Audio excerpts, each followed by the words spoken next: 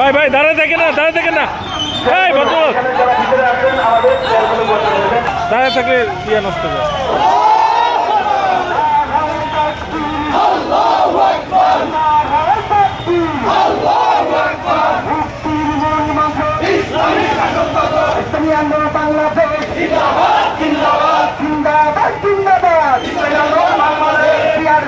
নির্বাচন আনবে না আর জনগণ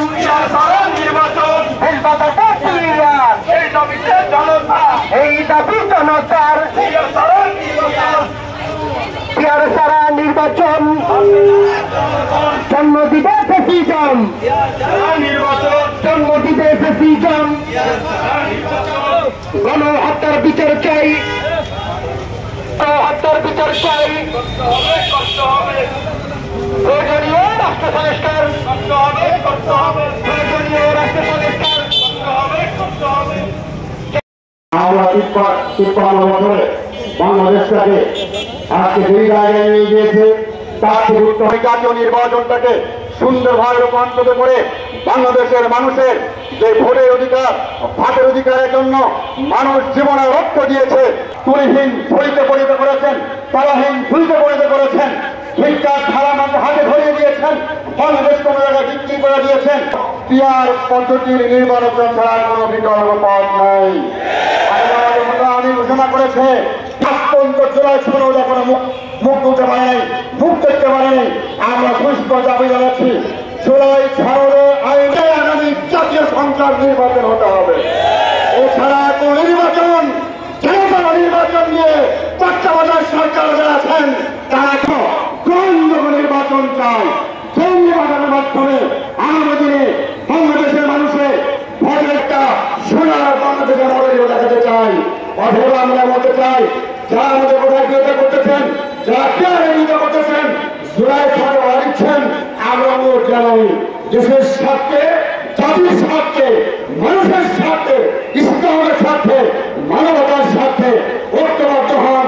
তার জন্য আপনাদেরকে গ্রহণ করে ফরিদপুর বিভাগীয় সাংগঠনিক সম্পাদক জননেতা মাওলানা আরিফুল ইসলাম, উপস্থিত ইসলাম আন্দোলন বাংলাদেশের জুলাই অভ্যুত্থান পরবর্তী ৫ই আগস্টের পরে আবারও বিভিন্ন দাবি দাওয়া নিয়ে রাজপথে নামতে হবে, এটা আমরা ভাবি নাই। কোনোভাবে দেশে বসবাস করতে পারবো, আমরা আগামী দিনে একটি ভালো দেশ পাবো। আমরা নতুন করে কোন দাবি দাওয়া নিয়ে রাজপথে নামতে হবে, আন্দোলন করতে হবে করতে চাই না। আমরা আমাদের কর্মীদের সাথে যেমন কমিটেড, তেমনিভাবে আমরা জনগণের, বাংলাদেশের জনগণের সত্যিকারের কল্যাণ চাই, রাষ্ট্রের কল্যাণ চাই, জনগণের কল্যাণ চাই। শুধু তাই নয়, আমরা বাংলাদেশে গঠনমূলক রাজনীতি যারা করে প্রত্যেকটা রাজনৈতিক দলের আমরা কল্যাণ চাই। অনেকে মনে করছে তাদেরকে ক্ষমতায় যাওয়ার জন্য অন্তরায় তৈরি করতে আমরা পিয়ার পদ্ধতি নির্বাচন চাচ্ছি না।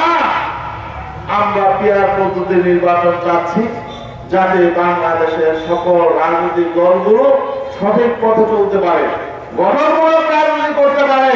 কোন রাজনৈতিক দল যাতে নিজে স্বৈরাচারী হয়ে ধ্বংসপ্রাপ্ত না হয়। আওয়ামী লীগ যে ধ্বংসের পথে গেছে, আমরা দুটির মধ্য দিয়ে বাংলাদেশে যারা গঠনমূলক রাজনীতি করবে, জনগণের জন্য রাজনীতি করবে, দেশের কল্যাণে রাজনীতি করবে, প্রত্যেকটা রাজনৈতিক সংগঠন উপকৃত হবে, তারা টিকে থাকবে। আর নয়তো বর্তমান পদ্ধতির নির্বাচন ব্যবস্থা কি হবে? বাংলাদেশের রাজনীতি অতীতে যা ছিল, কলুষিত ছিল, সেই কলুষিত হবে, দেশ ধ্বংস হবে এবং রাজনৈতিক দলগুলো ধ্বংস হবে।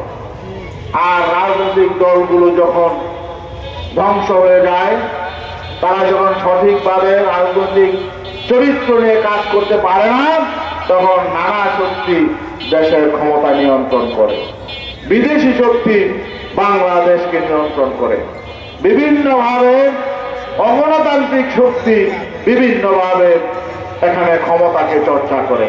এর জন্য আমরা বলেছিলাম, আমাদের নেতা তুষার চৌহান বলেছেন যে না, আমরা অতীতে বহু নির্বাচন হয়েছে, অতীতে বহু নির্বাচন, জাতীয় নির্বাচন হয়েছে, 12টা জাতীয় নির্বাচন হয়েছে, কিন্তু কোন নির্বাচনই শতভাগ সফল হয় নাই। আমরা তামাশার নির্বাচন চাই না, অবশ্যই আমরা নির্বাচন চাই। এই সরকার ঘোষণা করেছে ফেব্রুয়ারিতে নির্বাচন, আমরা ফেব্রুয়ারিতে নির্বাচন চাই। প্রয়োজনে ফেব্রুয়ারি আর এক মাস এগিয়ে নির্বাচন দেন, জানুয়ারিতে দেন, আমরা প্রস্তুত আছি, সমস্যা নেই। কিন্তু নির্বাচনটা নির্বাচনের মতো হতো,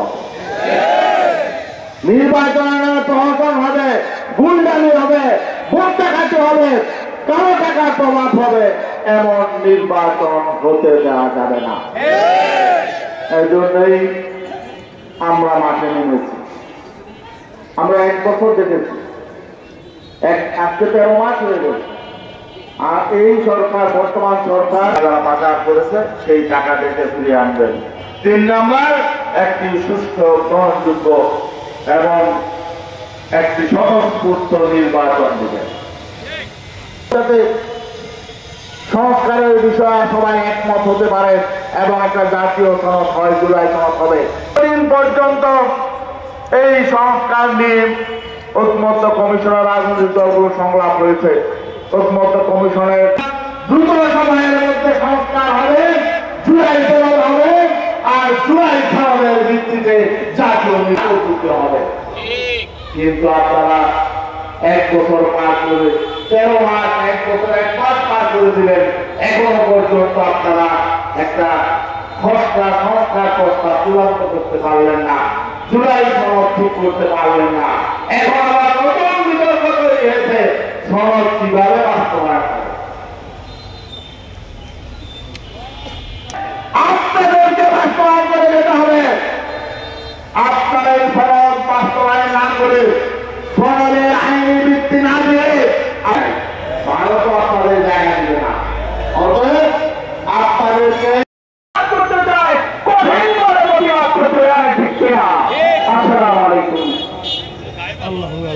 আলহামদুলিল্লাহ। বক্তব্য নিয়ে আসছেন মুফতি ইমরান হুসাইন, আগামী জাতীয় সংসদ নির্বাচনের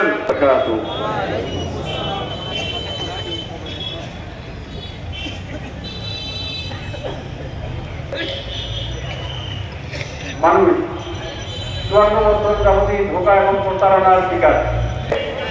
নাকি বাংলাদেশের প্রেক্ষাপটে যত রাজনৈতিক দলগুলি আছে সকলেই এদেশের মানুষকে গুলি বিক্রি করে, কেউ জাতীয় পদে গুলি বিক্রি করে এদেশের মানুষকে বরাবরই জিম্মি করে রেখেছে, ঠিক কিনা?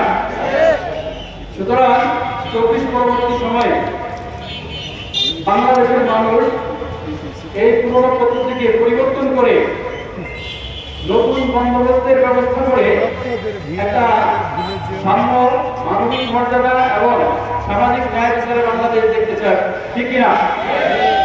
এজন্যই তাহলে আমাদেরকে এই দাবিকে, আমাদের এই পেয়ার পদ্ধতির দাবিকে গণ দাবিতে পরিণত করতে হবে ইনশাআল্লাহ। চেষ্টা চালানোর আহ্বান জানিয়ে আমি আমার সংক্ষিপ্ত বক্তব্য শেষ করছি। আলহামদুলিল্লাহি রাব্বিল আলামিন।